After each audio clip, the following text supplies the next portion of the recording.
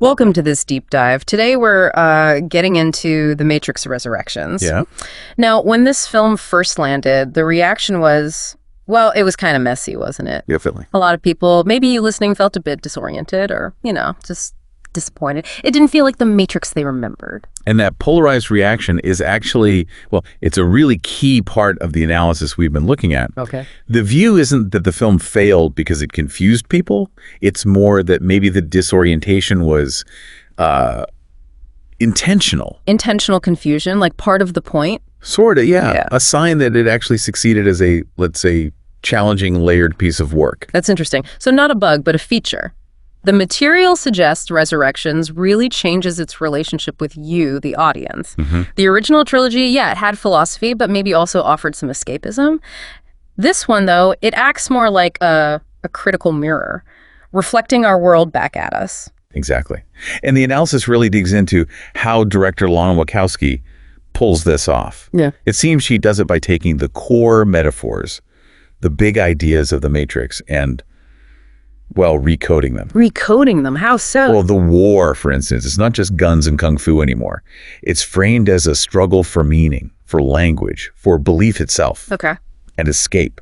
It's not just about yanking a plug out of your neck. It's more about liberating yourself from these inauthentic selves, the ones you build or the ones society builds for you. Right. So the film itself stops being just a story and becomes more like a decryption device. Is that the idea? That's the term used. Yeah, it's like it challenges you, the viewer, to stop passively consuming and start actively decoding. What, though? The invisible forces, the engineered perceptions you run into every day.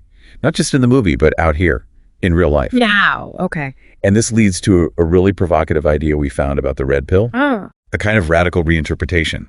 Maybe the map, the key to understanding this reality, wasn't supposed to be external in some sci-fi world. Maybe it was always within you. Okay, that definitely sets the stage.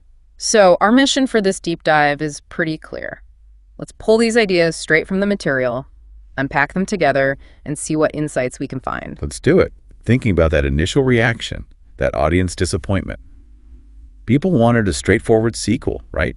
More action. Yeah, I think that was the expectation for many. The analysis argues that this wasn't just unmet. It was deliberately subverted. The film isn't really a sequel in the usual sense. It's something else. They call it meta-cinema. Meta-cinema. Okay, break that down. It's like the film is aware, it's a film, aware of the Matrix franchise itself. Precisely. It's a film about the Matrix as this huge cultural thing, and it uses that self-awareness to hold up that critical mirror we mentioned. Right, the mirror. But crucially, it's not a clear reflection. The sources describe it as warped and fragmented. Why? What? Because it's designed to reflect the complexity, the messiness, the contradictions of our own social, political, and cultural simulations. So it uses the Matrix framework to show us uncomfortable things about ourselves, our society. That's the argument. And this whole effect hinges on, like we said, recoding those basic Matrix metaphors. Well, okay, so let's get into that. The simulation itself. The original film was this powerful allegory for, the digital age, controlled by unseen systems. Right. Very much tied to technology. What Resurrections does, according to this analysis, is it takes that core idea and transposes it onto a bigger canvas, maybe more insidious one. Which is the contemporary sociocultural landscape, our everyday reality. Yeah, and this is where Thomas Anderson's situation comes in. He's back, but he's this famous game designer who made the Matrix games. Living this life kind of hemmed in by his bosses, corporate demands, mandated therapy. That therapy aspect feels important. It really is. His situation, the argument goes, isn't just backstory. It illustrates the new simulation. It's not giant machines harvesting bioelectricity anymore. The forces holding this Thomas Anderson are described as more mundane but powerful. Things like routine, expectation, economic dependency. And crucially, the medicalization of dissent. Wow. Exactly. So his real anxieties, his flashes of memory about being Neo, they get labeled, pathologized, managed by a system that just wants him productive and, compliant. That feels uncomfortably familiar, like it's trying to reflect something about our world. Directly. The material connects it straight to us. How society often rewards conformity, how systemic pressures shape our choices, how powerful narratives, corporate, political, culturals try to dictate how we think and act. It even calls out specific things, right? Like algorithms shaping our feeds. Economic systems dictating our labor, Yeah. social media curating our identities, and political rhetoric engineering our perceptions. All of that. So the digital stuff is still there, but it's tangled up within these larger social and cultural simulations, the ones that define who we are or who we think we are. That's the core idea, yeah. They limit authentic being, according to this view. Okay, that's a massive shift for the simulation itself. So what about the war?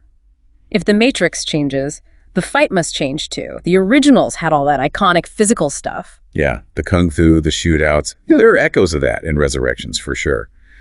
But the material argues the main battlefield fundamentally shifts Shifts where? into the realm of meaning, language, and belief. That's where the real fight is now. And the key figure here is the analyst, right? He feels very different from the architect or Agent Smith. Totally different. The architect was logic. Smith was chaos, destruction. Yeah. The analyst, he manipulates through understanding people. Human emotion, desire, our need for stories, for narrative. His goal isn't just control, it's consent. He wants Neo and Trinity to choose their prisons. Yes. Choose their comfortable, gilded cages.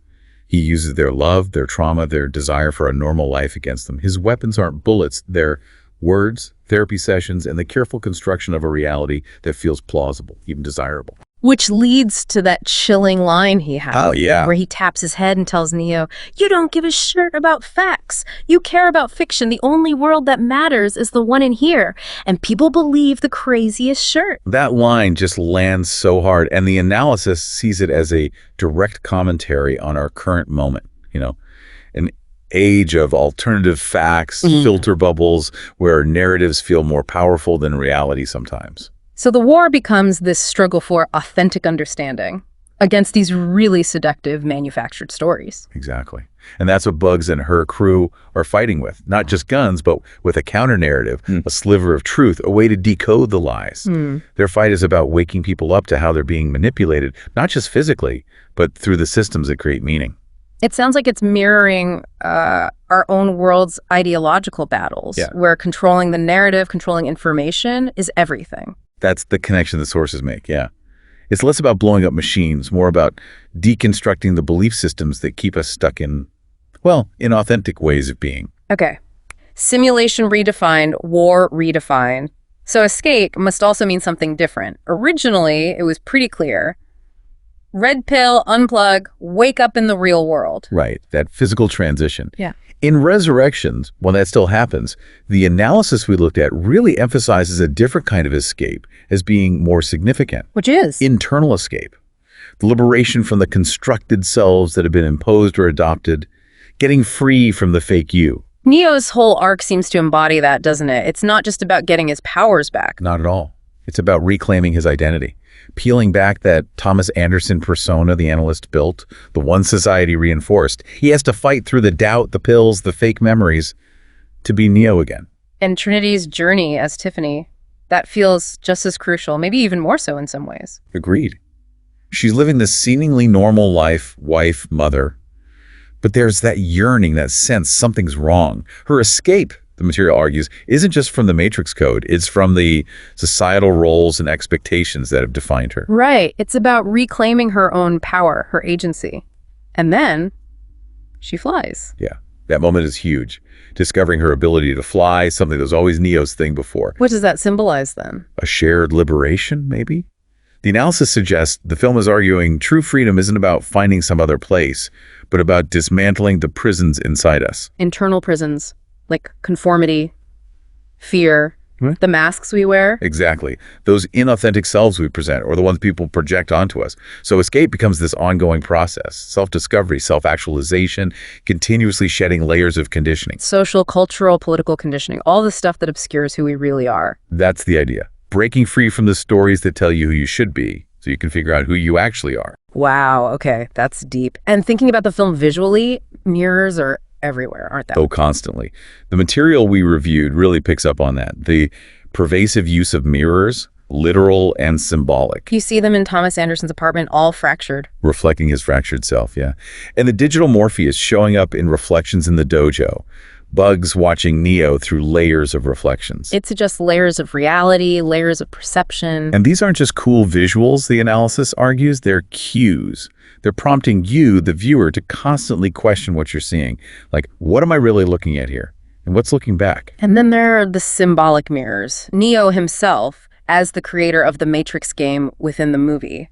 That's incredibly meta. Totally. A massive meta mirror reflecting the whole franchise back on itself and on our relationship to it as an audience. Plus the filtered memories, the identities the analyst curates, even the film's own callbacks to the originals. Are those distorted reflections too? That's how they're interpreted. They challenge you constantly. Is this real? Or just an echo? A copy? A manipulation? Even the analyst's modal, that little sandbox reality he builds. Another symbolic mirror. A controlled, fake reflection used to test out narratives. The key thing seems to be that these reflections are rarely, if ever, clear. They're always fragmented, filtered, maybe deceptive. Right. And that constant imagery pulls you right into the film's core theme. Perception versus reality. Yeah. It forces you to look closer, to question surfaces. It makes you think about how our own understanding of the world is filtered, doesn't it? Through media, biases, social pressures, all these reflective surfaces that distort things. Yeah, they can obscure a more authentic view. And the film even mirrors the entertainment industry itself with all the jokes about reboots and sequels. Which kind of implicates us, the audience, in these systems of making and consuming stories. Okay, so pulling this together. If the original trilogy gave us a kind of map, a mythology for navigating hidden systems, what is Resurrections doing? The material suggests it's like the legend to that map.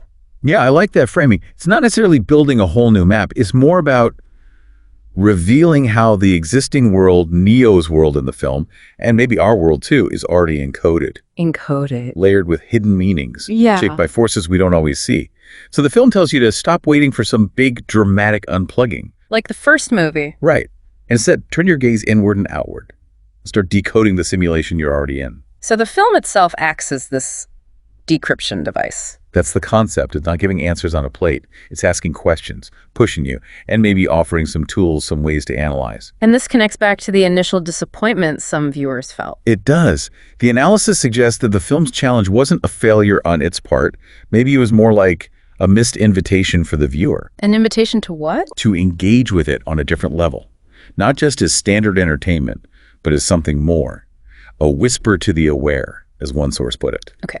So the ultimate message here, the real red pill, according to this view, it isn't about jumping to a different reality. No, it's the profound realization that the one we currently occupy is already encoded, already layered with meaning, already shaped by forces we often just accept without examination. Which means the Matrix, as a concept, was never really just fiction. That's the provocative conclusion. It was always a mirror, reflecting real structures of control, belief, identity, things always present in human society. So the critical question isn't if we're in a system, because we always are, in some sense. Right. The question is, do we have the literacy? Can we read the map?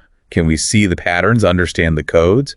And can we make conscious choices within those simulations, or maybe even push back against them? So Resurrections, seen this way, is basically urging us to become active interpreters of our own lives and the systems around us. That's the call to action embedded within it, according to this analysis. Okay, so wrapping up this deep dive, it seems The Matrix Resurrections is way more than just another sequel. It's deliberately tough, using its own mythology to say something about now. Yeah, it completely recasts simulation, war, escape, holding up that complex, maybe uncomfortable mirror to our curated lives, our filtered reality. It's not just something to watch passively. It feels like an invitation to look again, to engage, to start decoding the matrix of our own existence. And maybe the most radical idea is that real rebellion isn't the big heroic gesture from the movies. It's something quieter, more sustained. Like what? Like sustained critical awareness, the ability to actually read the map of our own encoded world,